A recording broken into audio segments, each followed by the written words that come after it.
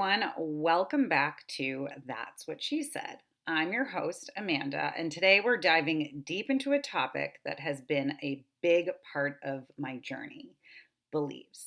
Now, if you've listened to the first episode, and if you haven't, I highly recommend you check it out. You'll know that I've gone through a lot of spiritual growth, and part of that has involved reevaluating the beliefs that I was raised with and also kind of merging beliefs together.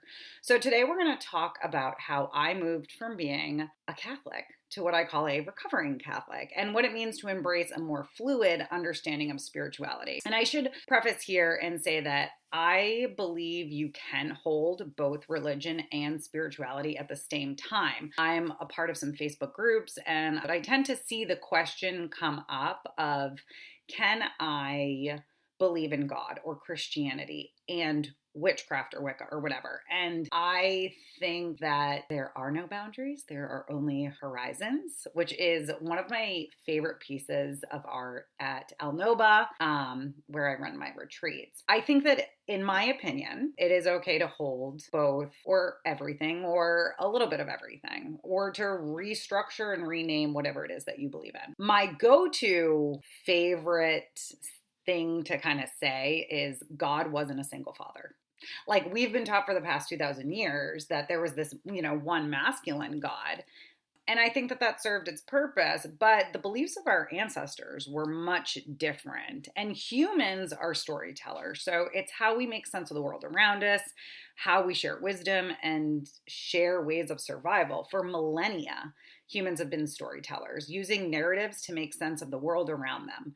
From ancient cave paintings and oral traditions to written texts, storytelling has been a fundamental way for societies to share knowledge, preserve culture, and pass down wisdom. Through stories, we interpret the mysteries of life, explain natural phenomena, and explore human relationships. And I mean, that's what we're here to do, is to have this human experience and to figure out what exactly it means to be human. I think we're still, ever evolving it. So these tales offer meaning, connection, and comfort, and they help us process our experiences and our emotions, and all while shaping our collective understanding of the world and our place in it. We love to have answers. It is really uncomfortable to sit with the unknown. And I think that's a really big part of our spiritual growth and our spiritual practice, is sitting with the unknown and not knowing. So stories have been central to the shaping of religion, serving as a powerful way to convey spiritual truths, moral lessons, and cultural values. Religious narratives, whether in the form of sacred texts, myths, or oral traditions, offer frameworks for understanding life's mysteries, the human experience, and the divine.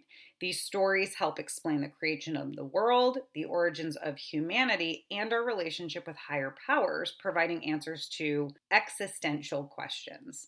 The purpose of organized religion is multifaceted. So it offers communities a shared belief system, guiding individuals on how to live morally and ethically while fostering a sense of belonging and purpose.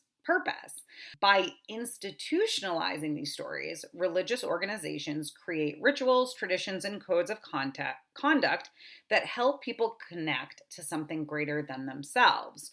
Organized religion also offers a structured way to pass down beliefs, cultural identity, and provide emotional support, especially in the times of crisis, while giving adherents a sense of stability and meaning in an uncertain world. And I love this notion, and I think that it is like the rated G version of how I feel about some organized religion. So if you look back into the history of mankind, when Columbus discovered, quote unquote, America, he used a religion as excuse, as his reasoning for colonizing the land. So it was actually written, and I'll put it in the show notes. I'll link to the document to reference like what exactly the law was, but it was like approved by the Pope. So our roots with religion and colonization in this country run very, very deep and very, very complex. So it's a big gray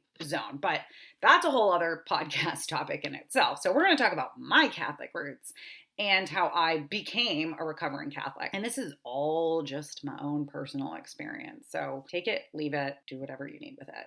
As I said, I grew up Catholic, and church was a big part of my life when I was younger. And for a while, I did find a sort of comfort in it. I went to the church with my grandparents every Sunday, and I would sit in the pews playing with my Polly Pocket until service was over, and then we would head over to McDonald's. This was my treat for behaving in church, and it was some of my fondest memories, like sitting in McDonald's with my grandparents. I went to CCD on the weekends. I completed my first communion, but I don't think I ever made it to confession. And when I was writing this, I was thinking like, oh, maybe that's why I always have to work on my throat chakra. So my parents, God love them, never pushed religion on us, but my grandmother definitely pushed it on me. She was pretty hardcore in her beliefs. And I can remember even times like riling her up and telling her that I was a lesbian, and she would get so pissed off. But as I'm older and as I reflect back on that, like at the time I'd make fun, like I would tease her about it because I thought like, why is she getting so upset about that? Like, this is ridiculous. And so I thought it was, funny to poke the bear because I'm the middle child. But when I think about it, it was a reflection of her own upbringing and faith in what was right and what was wrong. And so growing up, I would go to church, and I was very lucky in that I didn't just attend one church. So I did go to the same church every Sunday with my grandparents, but then I also made a friend in our neighborhood. And I remember going to church with her and her family.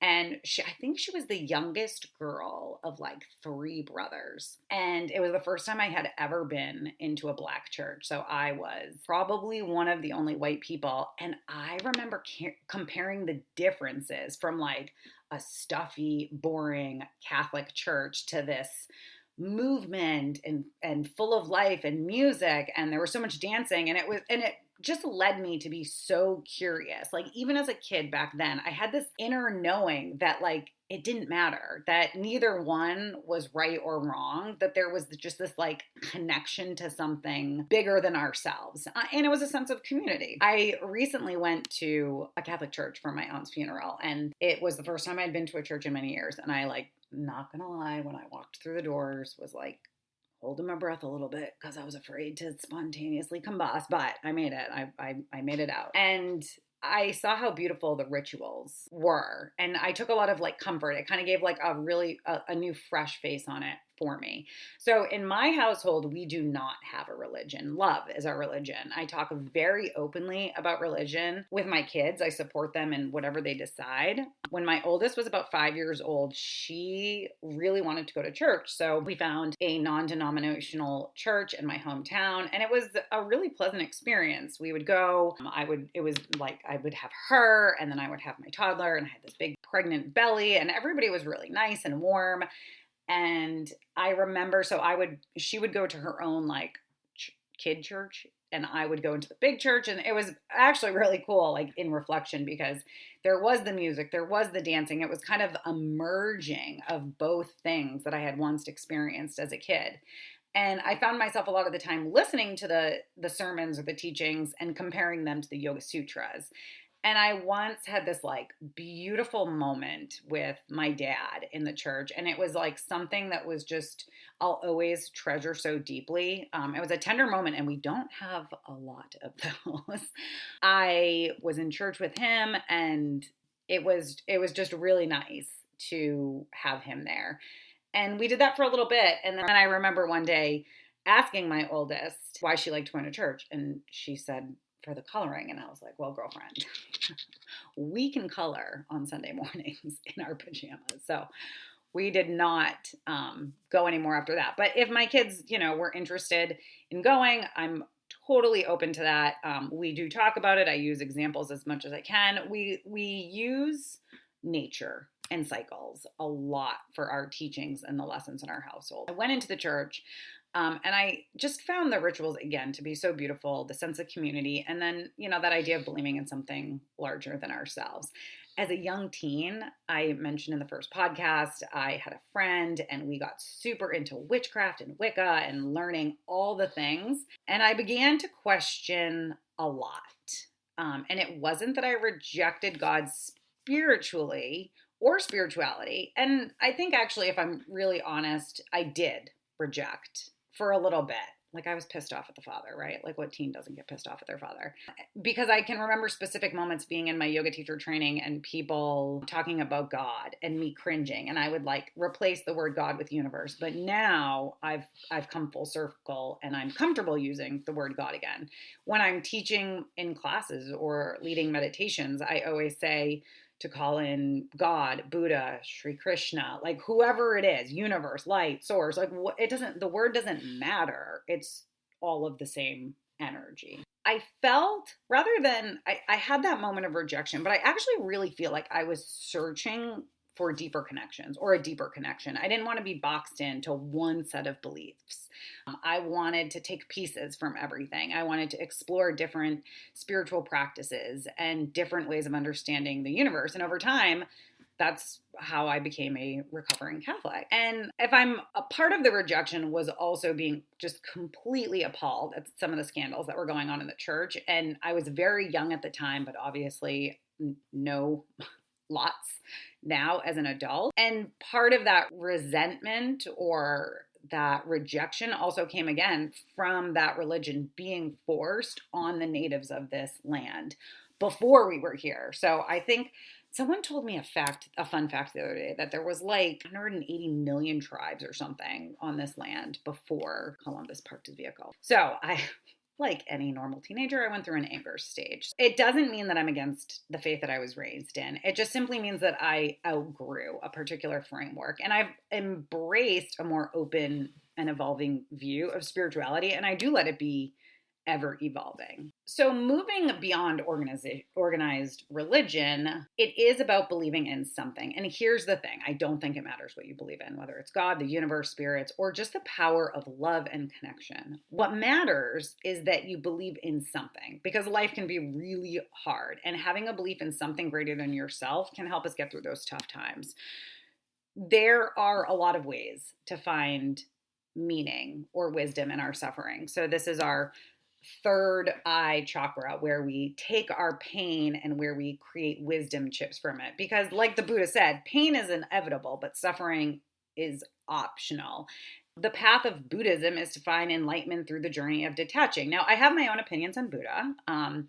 A very quick summary, of course, do your research. My perspective viewpoint is that, his mother died at childbirth. And though he was raised in a very wealthy family, he had a lot of supports through nannies and housekeepers and servants. He lived a pretty, cushy lifestyle. And he was always looking for something more. And then it wasn't until once he too became a father, he kind of set out on his own journey, had this midlife crisis, like abandoned his wife and new baby, and then like came to the point of starvation just to realize like he was actually enlightened the whole time. Dude had to leave his baby mama to go find himself, like, for the love of goddess, right? This is why I just can't with these people. But for me, it can't be about sticking to one belief system. I respect that other people do, and I'm open to ideas like past life regressions, but through that avenue, through religion, past life regressions, psychology, spirit guides, energy healing, tarot, like whatever it is, it's a way to help you get to the root of your quote unquote suffering. I had a conversation once with a client who I made the comment like the tarot and the Bible, like they're pieces of paper.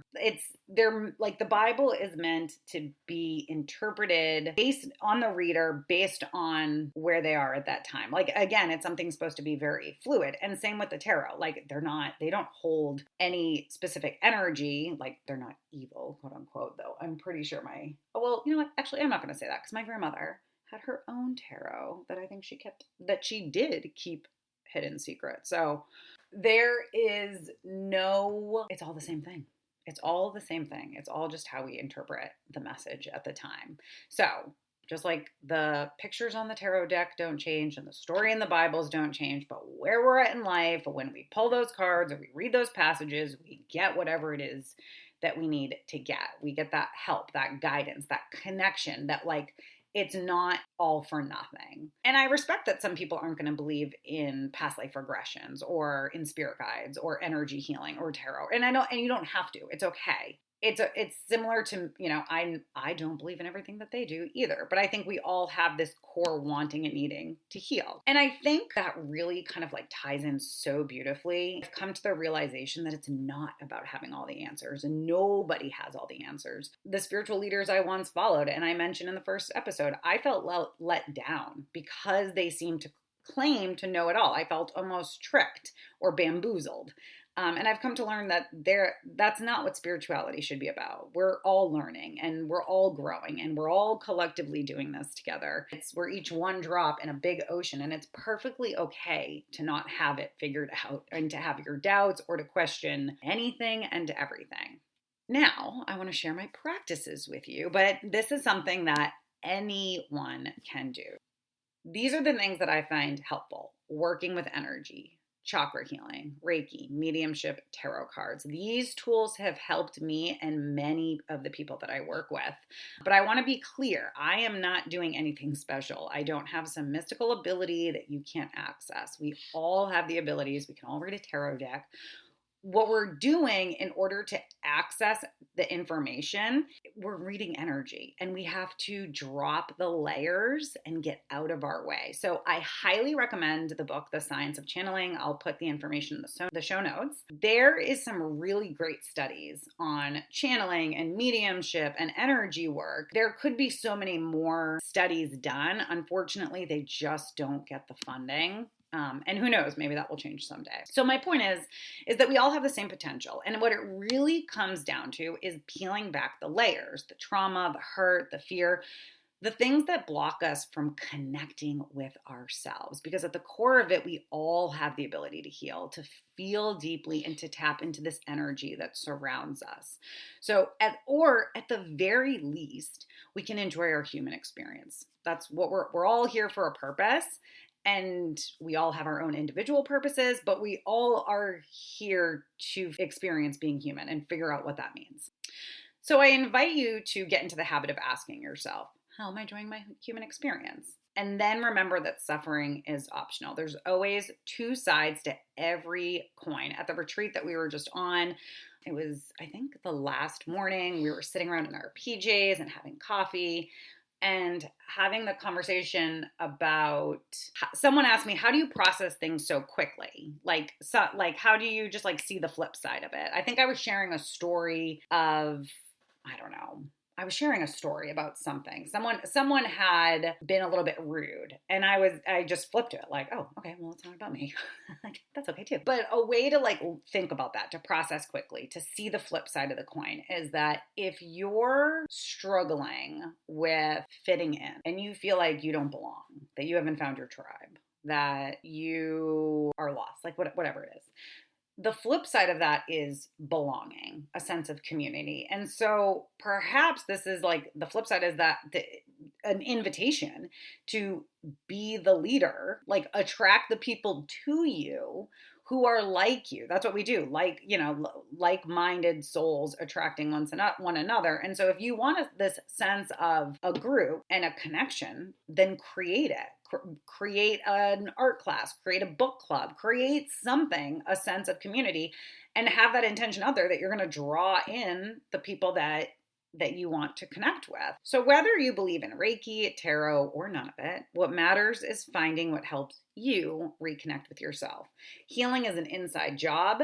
It's about finding what works for you to strip away the noise, drop the layers of suffering, and get to the root of your happiness. And the importance of that is being open-minded. So one thing I do ask for my clients and for everybody is to be open-minded. I'm never going to claim to have all of the answers, but I will always invite people to be curious. So we all come from different backgrounds, different belief systems, but that doesn't mean one is right and the other is wrong. Some of you may believe in Christianity, others may follow Buddhism, some may not have any specific religion at all, and that's totally fine. My job is to help you on your journey, whatever your beliefs may be. And maybe it's even figuring out what those beliefs are. So it's less about the facts and more about how our brains process information and how we find healing. So maybe you try tarot cards, maybe you try mediumship, maybe you try going to church, like try all of these different things and see what connects you closer to you. And if that connection feels hard, then this is an invitation to do that shadow work. And I'll do a whole other podcast on shadow work. So I'm going to give you an example of finding meaning and why in life's events, because we are humans and we're having a human experience. And in order to enjoy or feel content with that human experience, we like to have answers. One of the ways that I might find meaning is, say that you've just gone through a really painful breakup and it hurts and you're struggling to understand why it's happening. So one thing I might share with you is the idea that this relationship could have been a soul contract, that something you and this person agreed on before you came into this lifetime, the purpose of the relationship, whatever it was, may have been to teach you love. And sometimes the best way to learn about love is by having your heart broken. Another example might be, say there are two family members and both of them feel like they want to have an experience of belonging and being comfortable where they belong. Those two family members might trigger that in each other. They might not be able to be around each other, and they might try to find a reason in that. And part of the reason might be boundaries, that our souls both signed up to experience boundaries here. And your soul said to my soul, hey, I trust you so much. Why don't you come down and cross my boundaries and help teach me about boundaries, or let's teach each other.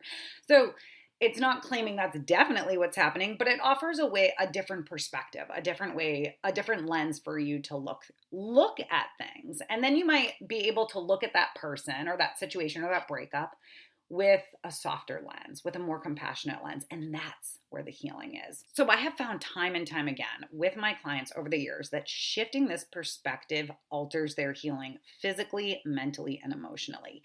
It calls back their power and it redirects their energy to flow in a more productive area in their body and in their lives. This is all that we are really doing. Is energy work. We're learning to communicate with the energy around us and within us and in our bodies are these amazing tools that help us to decipher and figure out that energy and what to do with it and how to transmute it. Now, whether you believe in past lives or soul contracts, it really isn't the point. What's important is that perspective might help you make sense of what happened. It might give you the why. And I found that for a lot of people, healing starts when they find their why. And it doesn't really matter what the why is. It could be that you believe the universe has a plan for you, or that this experience is just part of being human. What matters is that you find meaning in what you're going through, and that meaning helps you move on. And bonus points if it helps you to help somebody else move on. So moving forward on your own journey, as you continue on your own journey, whether that's through exploring your beliefs, healing from a past experience, or just trying to find a sense of peace, I want to remind you that all is valid and it's all part of your path. You want to honor the journey. It's not an easy one, and it's not one that you can compare to others. I'm here to help guide you, to offer tools and perspectives, but at the end of the day, this is your journey, and you don't have to believe in what I believe, and you don't have to follow the same practices I do. But what I do encourage is to find what resonates with you and what helps you reconnect with yourself. Healing, growth, and spirituality. It's all deeply personal, and it's not about following someone else's path. It's about discovering your own. That's a little bit more about my journey and about how I've evolved from being a recovering Catholic to embracing a more open, fluid approach to spirituality. And remember, it's not about the specific beliefs you hold. It's about believing in something that helps you through this wild, beautiful, ever-changing life. Thank you so much for tuning in to today's episode of That's What She Said. If this resonated with you, I'd love to hear from you. So please reach out, leave a comment or a review, share this episode with anyone who might hear it. And if you're ready to continue exploring your journey, make sure to subscribe so you don't miss out on what's coming next. Until next time, remember, that's what she said.